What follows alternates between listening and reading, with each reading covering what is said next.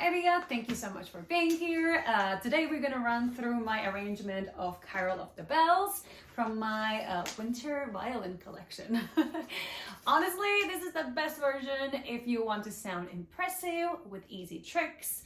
So it's great for beginners, intermediate, and also advanced students. If you already purchased the sheet music, thank you so much. If not, you can still follow along and see if this is something you would like to learn. All right, let's play. All right, first thing, as always, we need to make sure we're playing the right notes in the right positions, right? So this song is in a key of C minor, little bit trickier maybe, because we have three flats. We have B flat, E flat, and A flat. So lower positions for those notes. I'll show you the positions on each string, so hope that will make it easy. All right, so on a G string, we have open G. Then we have A flat right away. So if you have tape, so it's not gonna be on the first tape, it's gonna be lower. Yeah, so just like a low first finger position, A flat. Then we have B flat, which is also a lower position for second finger. So right below your second tape, or kind of a little gap between the first and second finger, B flat. Then we have C note, also same gap between the fingers from second and third, but C note goes right on the tape. Yeah, if you have the tape on the third tape. Then we have a D string, normal D. Then E flat, same as on the G string, lower first finger position. Second finger, same as on a G string, lower second finger position. Third finger, same as on a G string, normal third finger position. So it goes right on the third tape if you have it. And then A flat, we will need the fourth finger here because open A, we can't play, there's no A. So we have A flat, so we will need to play a fourth finger A flat. So it's right next to the third finger. So if you have a tape, right above that third tape, or you can think lower fourth finger position, which is easier to play than normal fourth finger position. All right, so right there, yeah? So like almost like a comfortable fourth finger position instead of like reaching it there, yeah? All right, so that's the A flat. Then on the next string, we have B flat. Remember, we don't play open A because we don't have normal A. All right, B flat, low first finger, same as on the other strings. Then second finger, same as on the other strings, lower second finger, see? Then third finger, again, same as on other strings. Third finger, normal third finger position goes right on that tape, yeah? Third tape. And then fourth finger, also the same as A flat position. So lower fourth finger position, or right next to your third finger position right there, right next to it, yeah? Then on E string, the same as on A, we do not play open E because we don't have natural E, we have E flat. But then the first finger is the same as on other strings, low first finger. Then second finger, same as on other strings, lower second finger position.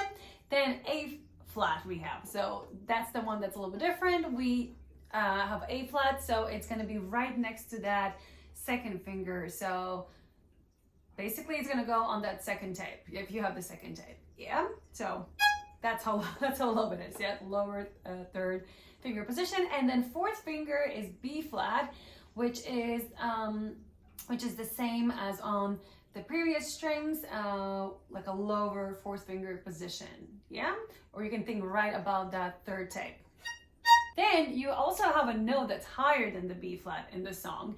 So ideally you will play that one in the third position and those finger numbers will be on top of the note. But if you do not know your third position, you can play this in the first position and those fingers will be on the bottom. I'll show you how. So if you're playing your B flat note and you have a C note, what you need to do, you just gotta stretch that finger, make sure you're locked into the position, first position, and then really just like stretch it there. Like for me at least, it's like as far as I can go. So B flat now, and then C, it's like a stretch there. Yeah, but we can do it. So we go like nice rounded kind of position and then stretched out. Yeah, so B flat, and then make sure you lock it in, and then reach, and then back. So curled, straight, curled kind of thing, yeah? So you can practice that. So there's a section in a song. So we have two naturals now, yeah? So from flats, there are no naturals, which actually is easier for us to play. So I'll walk you through those few notes. So it's only A and B that changes in this section whenever you play even higher. Yeah? So think instead of low first finger A flat and instead of low second finger B flat on the G string, now both are in normal positions, yeah? So normal first finger on the first tape and normal second finger position on the second tape. Then everything stays the same, and then it changes on the A string where you have, again, the same two notes. So you have finally the open A, yeah? You're gonna go from G note there actually. Then you're gonna play your open A and then normal first finger position B. But then rest of it stays the same, yeah? So this song has a lot of legatos. Even if you're repeating the same notes, the legato structure might be a little bit different. It's because we have a lot of the same notes in the song, and same as in speech or acting, if we're saying the same word over and over and over and over again the same way, it's gonna be either boring or annoying, right? So we have a lot of, so if we play those notes exactly the same way the whole time, it's gonna get boring, right? It's gonna just sound not interesting. So there's a difference if I'm playing or I'm going, right? I change it there too. So when there are more notes connected, it sounds more connected and more flowy, right? And when I'm separating it more, it sounds more urgent or more like a movement, right? I know it can be annoying to follow all those legatos or remember them, right? But try your best, it will be worth it. Then we also have a lot of dynamics. These type of songs just need dynamics. Any song needs dynamics, but this one goes pretty crazy from like piano to like fortissimo, like super loud. So make sure you follow those, all the crescendos, all the dynamics, but don't be afraid to add more dynamics, right? Even when they are not written out. There are not a lot of long notes in this song, but for example, if you have like a longer note, you could even do dynamics on that one note. For example, we have a section that goes, see that? On that G note, on the higher note, I kind of did kind of like crescendo there a little bit.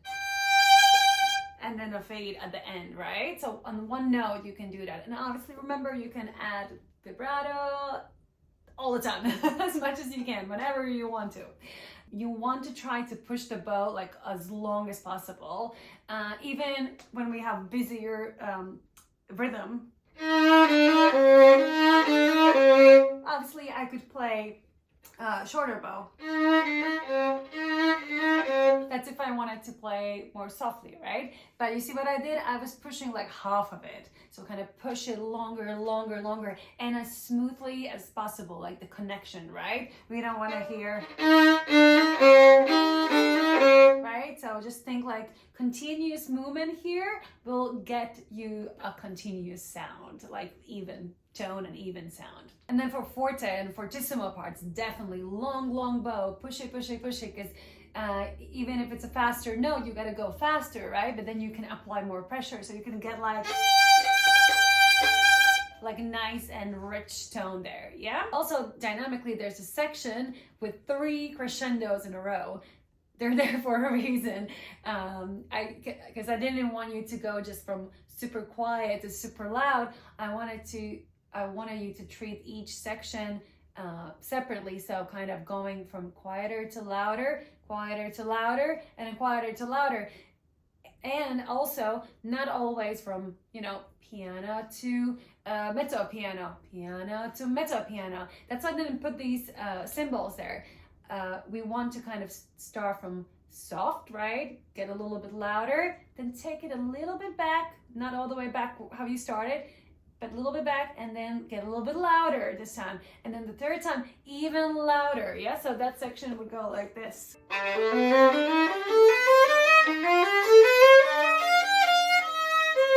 So yeah, so adding dynamics, experimenting, just have fun with it. You can add a little like randomly wherever, and you'll see it will feel more fun to play, and it will sound more fun. All right, let's run through all the little symbols and grace notes and things like that I added. So the first one you might see is the line. It's called it under the note. It's called a tenuto. Tenuto actually means play the note its fullest value. So, meaning if I'm singing 4 quarter notes like if I do the first one as tenuto, I'm gonna go Do you hear that? I was just like kind of singing until I had to sing the next note. Yeah, so that's the idea, but it might be tricky to like kind of calculate that maybe. So the way I like to explain it, it's just kind of like a highlighted note. Definitely you want to keep it its full value, right? You want to play it until you have to play the next note, but there's like some parts where you have legato, so you're already connecting it, you're not stopping that note. So just think like highlighting, but like evenly. Yeah, it's not like an accent where you come in like sharply. It's just like kind of like heavier, yeah, and it's full value. So for example, you have this section right here where you have the E flat, then D and E flat again, and then C. And the first one's first one's tenuto. So what I'm gonna do, I'm just gonna kind of like play evenly heavier on that first note, and it will sound like this. Yeah, instead of going.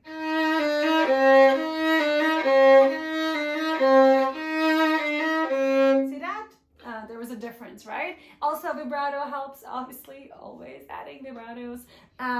But it was my pressure here, right? Kind of like very gentle, gently adding pressure and keeping it the same way for the whole note, yeah? And then you have this interesting section with 2 quarter notes, both are up bows and tenutos underneath.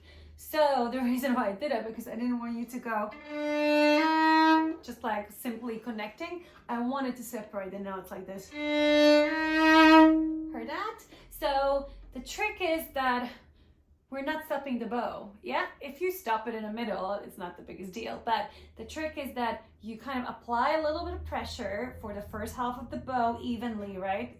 When I say evenly, I mean even sound. So you might need to adjust the pressure to get that even sound. So even tone, and then right in the middle, you kind of like releasing the pressure and kind of slowing down a little bit, but not exactly. It's more just the pressure, and then you go again. Yeah, maybe a little bit of speed too, but yeah, it's like adding, take it off, and then add it again on that next note. So it will sound separate. Yeah. If you follow the sound and you don't stop your movement here, it will come out the way it's supposed to. And then we have some grace notes. Those are the little tiny notes. You might have seen just like one tiny note connected to the big note. In this song, you have a lot of like just 2 of them. Same idea. Those are really quick notes. The trick with them is not to highlight them. Those are not the main notes. And the main note is the big note. So you want to, it's kind of like quickly passing through to get to that main note, or like you can think you were just grabbing those 2 notes on the way to your main note. So don't accent them, don't play them as, right? That's not the idea. Then that would be something different. We want to go, yeah, the accent or the heavy part goes on the main note. So for example, in this specific example, we have E flat, F as grace notes, and then we have G as the main note. So it has to be played on the beat. That's why they're written out like that, like they go on the beat, yeah, and basically as fast as you can. In this song, you can kind of adjust the speed depending on a section. For faster songs, we would just play them really fast. Here we can kind of like adjust a little bit, but still it's on the faster side. So we want to go, see that? And I'm playing those 2 grace notes really, really lightly. And then when the G note comes in, then that's when I'm like, okay, this is my note. So, and vibrato again. In general, for this song, you just want to master the flowy kind of sound, and so basically flowy movement right here, really connected. And then dynamics is your big thing. So you want to experiment getting the mezzo piano or mezzo forte parts like nice and easy but clean, right? And then still have space to like get it loud, right? So you will need to kind of experiment with the pressure to see how you can make that middle part super dramatic and big and cinematic, right? So yeah, good luck.